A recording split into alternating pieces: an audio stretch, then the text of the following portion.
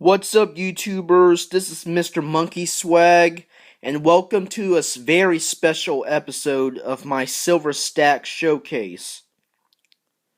So what you see in front of you right here is my entire Morgan silver dollar collection.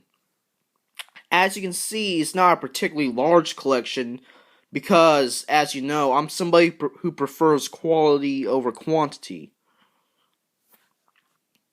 Before I further explain each individual coin, I would just go I'll just go over an overview of the Morgan dollar's history. So the Morgan silver dollar was born as a result of what was known as the Bland-Allison Act of 1878. So the Bland-Allison Act of 1878 was born as a result of the Free Silver movement led by William Jennings Bryan. Proponents of free silver wanted, basically unlimited coinage of silver at the United States Mint. Because during this time, the United States was effectively in somewhat of a gold standard. So proponents of free silver were afraid of, were afraid of deflation. So by adopting a silver standard or a bimetallic standard, they would increase the supply of money and cause inflation. So in a way, the free silver movement, ironically, could be said to be an early version of Federal Reserve supporters, because they believe in that inflation and increased money supply is a good thing. So the Morgan dollar was passed as a result of the Bland-Allison Act. The act, the Bland-Allison Act requires that the United States government would purchase millions of ounces of silver from western mining states such as Nevada and Wyoming and California. So the Bland-Allison Act, requires the government to purchase millions of ounces of silver from western states. So in a way, even though the United States is in a gold standard, it could also be somewhat of a bimetallic standard because, there were minting of silver dollars that circulated alongside the gold coinage. So the Morgan dollar. So as the Bland-Allison Act was passed in 1878, it also marked the first year that the Morgan dollar was minted. Of course, because the Morgan dollar is the birth child of the Bland-Allison Act. So, the Morgan dollar was designed by a gentleman by the name of George T. Morgan, who was formerly an apprentice at the Royal Mint in the United Kingdom. So he emigrated to the United States and he employed himself at the U.S. Mint.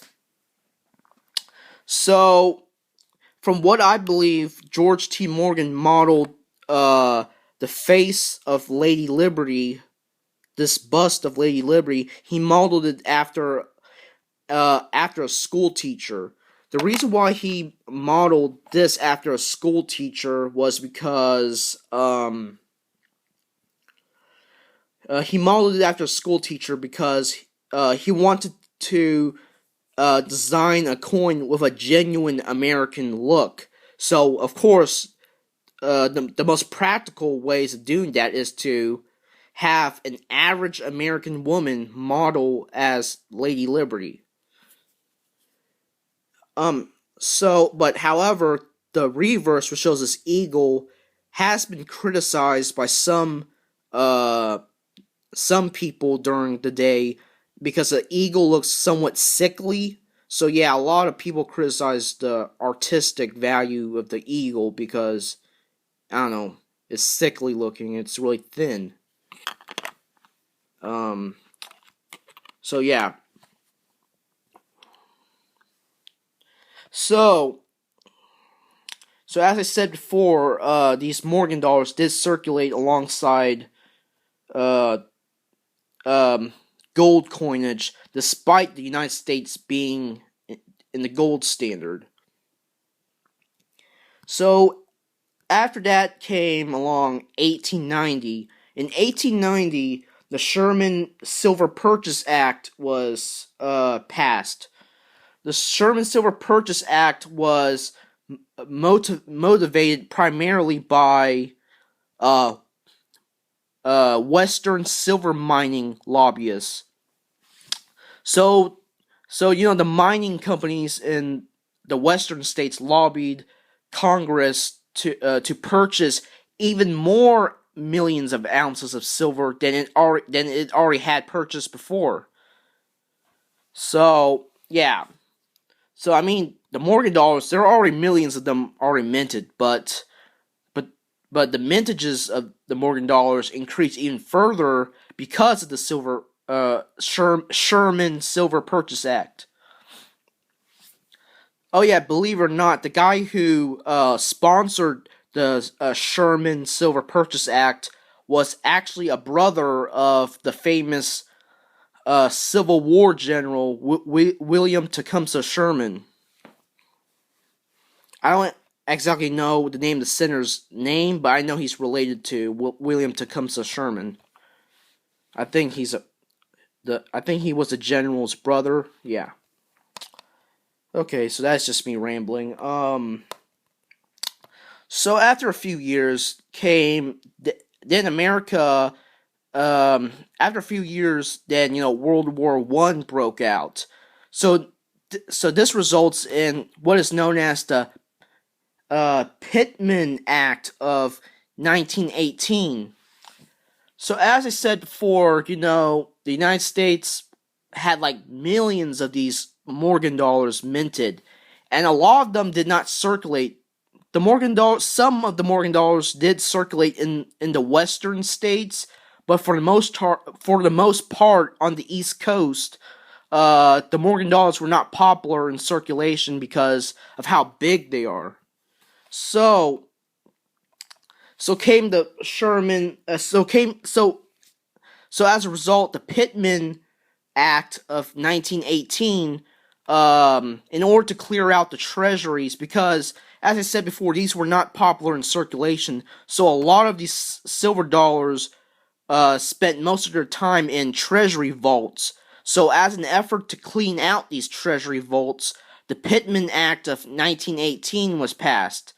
So basically, the United States Mint melted some of their Morgan dollars and in the form of silver bars, and the United States government shipped these silver bars to Great Britain to help in their war effort in World War I. Because as we know, as you guys might have known, 1918 I think was like after World War I. So of course the British government was in debt. So the United States government just shipped these. The United States government just melted these Morgan dollars and shipped the silver bars that were the result of this to Great Britain to help fund them. So yeah. Okay. So that's the history of the Morgan dollar. Okay, that's just me rambling a bit. Okay. So I don't know where to start. So let's start with the very first Morgan dollar that I've ever bought in my life. What you see in front of you right here is an 1890 Philadelphia Morgan dollar. As you can see, it lacks a mint mark, so it's a Philadelphia issue. So if you wonder where to find a mint mark, it'll be under this olive branch thing. So I bought this Morgan dollar when I was in middle school. I bought it from Northwest Territorial Mint, from what I believe. And if I was to grade this coin, I would grade it as an XF, extremely fine condition. Though I've noticed that this coin has been cleaned at some point. As you can see on Lady Liberty's cheek, you see these scratches, these hairlines. So that's a telltale sign that this has been cleaned. But I'll always keep it because it was my first Morgan dollar. Okay. Here's another Morgan dollar that I have that is not slabbed. It's a 1921 Morgan dollar. And the interesting thing about this Morgan dollar is that my mother found it in her change while she was shopping at Walmart. And, how often do you find these Morgan dollars in your change? I mean, it really must show you how ignorant Americans are nowadays to the value of money, to what is valuable, to actually spend this Morgan dollar as $1. So yeah, somebody just bought their groceries with this Morgan dollar, so my mom was paid with this, and yeah, that's how it came to me. So she gave me this Morgan dollar that she found in circulation. It's actually in pretty decent shape. I would also grade this as an extra fine, except, yeah, and it has some toning on it, which I don't really care about. It still has hints of mint luster left, which is most exhibited in the eagle. You can see the luster. Okay. So here's the very first slabbed Morgan dollar that I've bought. Considering that I was only in middle school when I bought this coin, I'm not really, I don't really have a whole lot of funds because I'm in middle school. I don't have a job yet. So when I was in middle school, I picked the cheapest Morgan dollar I could buy that is slabbed. So I picked this MS62 Morgan dollar. From what I've noticed, the lowest grade most Morgan dollars are slabbed as is MS62 for a common date. Unless the Morgan dollar is a very rare date, only the really rare Morgan dollars are slabbed as circulated coins. But for a common date, MS62 is probably the lowest you'll find in a slab. I mean, if this was a Carson City, the lowest you would find would probably be as low as very good. But that's just not enough of me rambling. So, yeah, I picked the cheapest Morgan dollar I could buy. I think I bought this from Silvertown. Because, when I was in middle school, I used to shop from Silvertown a lot. I don't really shop from that place anymore, but, yeah. So, I bought this from Silvertown a long time ago. It's an 1889 Morgan dollar. And I really do agree with the grade as MS62. There are a lot of contact marks on this coin. So it isn't exactly the most eye-appealing Morgan. Okay. Now I'm going to move on to this. This is a very special Morgan dollar that I have right here. Because look where I got it from. World famous Gold and Silver Pawn Shop, Las Vegas. For any of you guys who watch the show Pawn Stars on History Channel, this is the pawn shop. So yeah, this Morgan dollar was special because I bought it from Pawn Stars. So believe it or not, I found this. Morgan dollar in the junk bin while I was there. Obviously, if you take a look at this coin, this is obviously a gem uncirculated Morgan dollar, but I found it in the junk bin. So when I was at the shop, when I was looking through their junk bin, most of the Morgan dollars were, very slick. They were heavily worn. And at the same time, because they're Pawn Stars, they charged their junk Morgan dollars for, $40, which is way over their silver content, especially since they're slick and worn. So I basically cherry-picked through the junk bin, and I found this Morgan dollar. And this is by far the best condition Morgan dollar I have in my collection as of now. Because look at this. So for any of you guys who are wonder how people grade Morgan dollars, well, the area in the coin that affects the grade of the Morgan dollar the most would be the cheek. The cheek of Lady Liberty is the most important place to look at. But as you look at this, there are absolutely no blemishes in Lady Liberty's cheek. So, not only do I find an uncirculated Morgan dollar in the junk bin, I found a very, very gem uncirculated piece. So yeah, there are not really any bag marks on the cheek. There's some rim nicks though, and there's some scattered marks, but overall nothing bad. If I was to grade this, I would grade it as at least as a MS-65 or MS-64 if I'm conservative. So yeah, it's an 1884 New Orleans mint. So as I said, the mint mark is located below the olive branch. As you can see, you can make out a tiny O. That's the mint mark for New Orleans. So yeah, it's a very special silver dollar to me because I bought it from Pawn Stars. Okay, let's get started with another slabbed coin. This is another 1884 New Orleans mint Morgan dollar. It is the exact same coin as this one, as the one I got from Pawn Stars.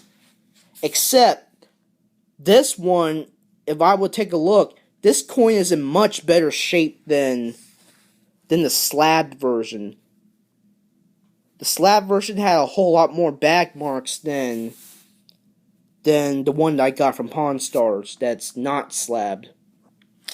So yeah, they're the exact same coin, the same date, the same mint. They're both 1884 New Orleans, but the raw coin is definitely in better condition than the slabbed one. I mean, the slabbed one isn't bad by any means, though.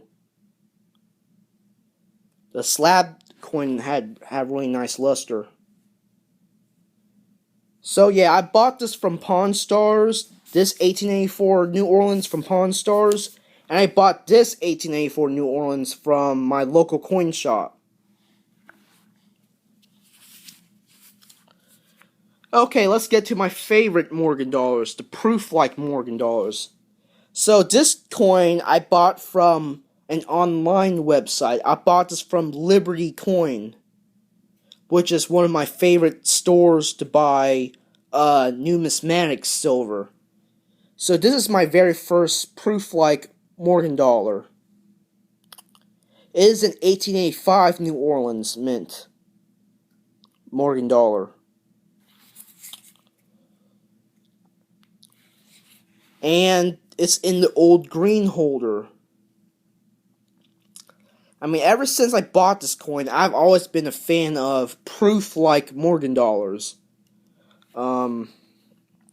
I think as I said before about proof-like Morgan dollars, they typically have a much larger premium than your average Morgan dollar. Proof-like Morgan dollars are often the best struck coins in the entire mintage run.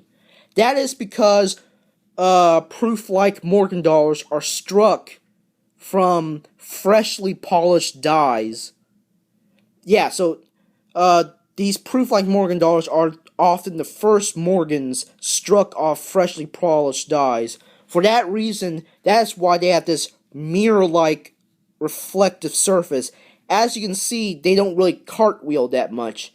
They have more of a mirror-like finish to them. As you can see my fingernails very clearly through this Morgan dollar. An exceptionally well-mirrored Morgan dollar would be designated as a DMPL, or deep mirror proof-like. Those deep mirror proof-like Morgan dollars have mirrors that exceed even a regular proof-like Morgan dollar's mirrors. That's why they're called deep mirror proof-likes. Deep mirror proof-like Morgan dollars have premiums that exceed even a regular proof-like, such as this. Someday I hope to buy myself a deep mirror proof-like, but so far I just have regular proof-likes in my collection. So it's 1885 New Orleans. You can see the mint mark right here. Okay, next is my most recent proof-like Morgan dollar that I've bought. I bought this not too long ago. In fact, this coin was in my last video. It's an 1880 San Francisco proof-like. I bought this from APMEX. And look at those mirrors. Those are very, very nice mirrors. Very deep mirrors. But it's graded as a regular proof-like.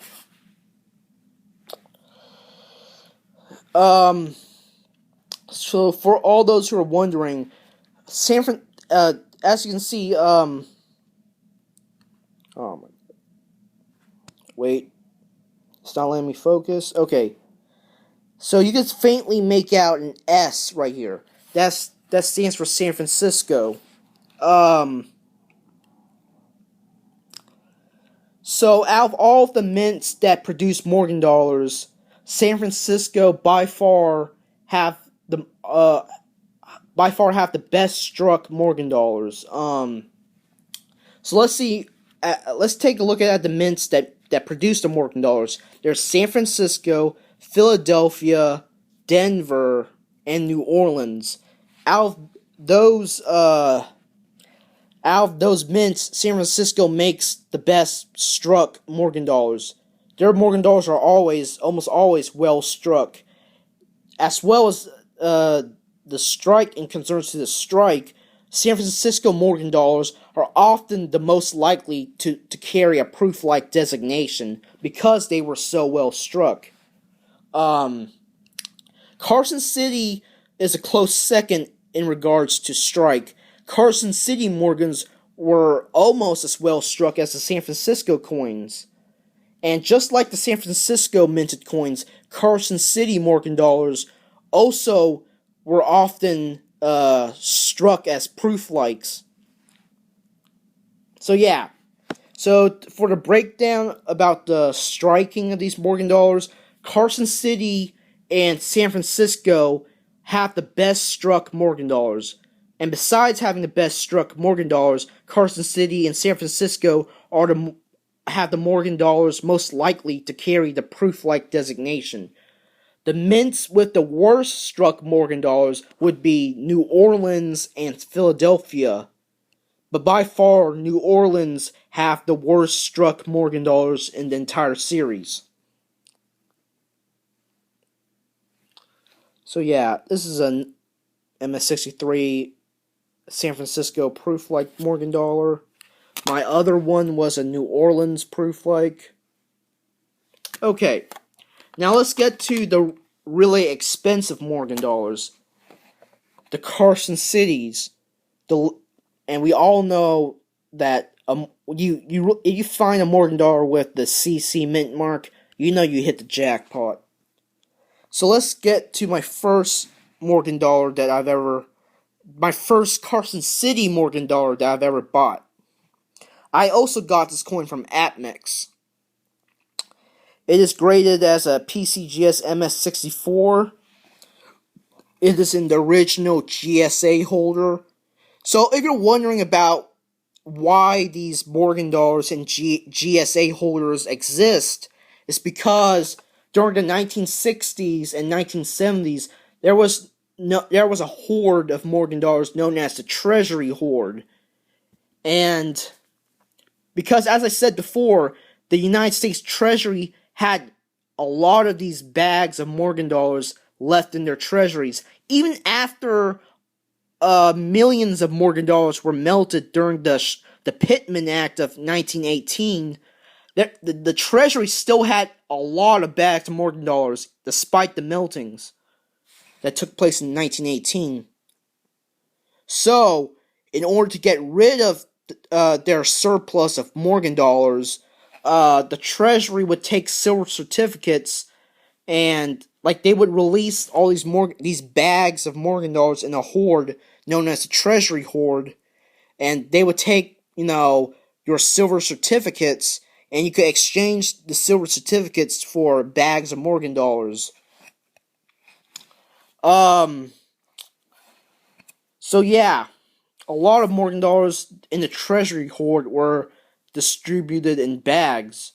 However, a select few Carson City dollars were slapped in these GSA black holders. And for any of you guys who know about Morgan dollars, the Carson City dollars, the ones in the GSA holders, these black holders, often command a premium. So yeah, this is a 1884 Carson City.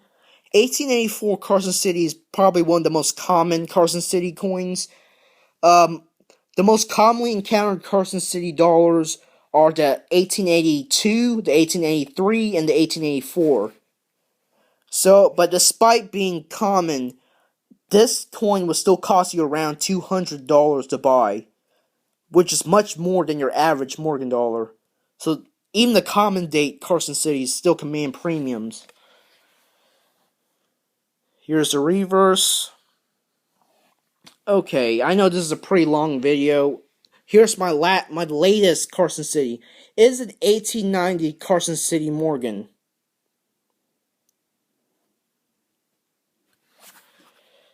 That is graded as AU details with the obverse scratched.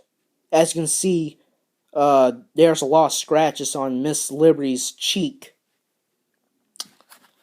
If this coin did not have those scratches, and this would be a $500 coin, but I bought this for only $165 just because of the scratches. Okay, so that's enough of me talking. Right now, I'm just going to have you guys take a closer look at my Morgan dollars after I've explained them. Since I'm already finished explaining about each of these Morgan dollars, I'll just give you guys a close-up so you can appreciate their beauty. 1921, Philadelphia.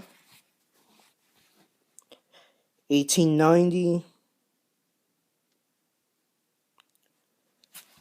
also Philadelphia. 1890, Carson City.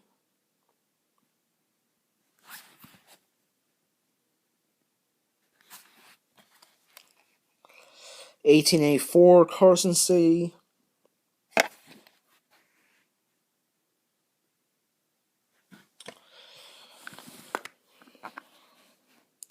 1889, Philadelphia.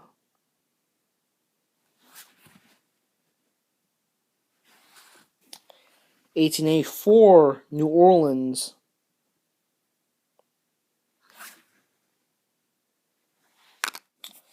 'Here's the Pawn Stars silver dollar, also in 1884, New Orleans.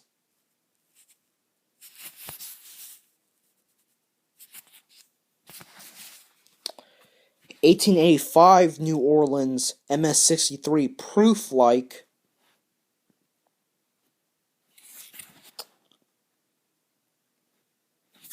And finally, the 1880 San Francisco MS-63 proof-like.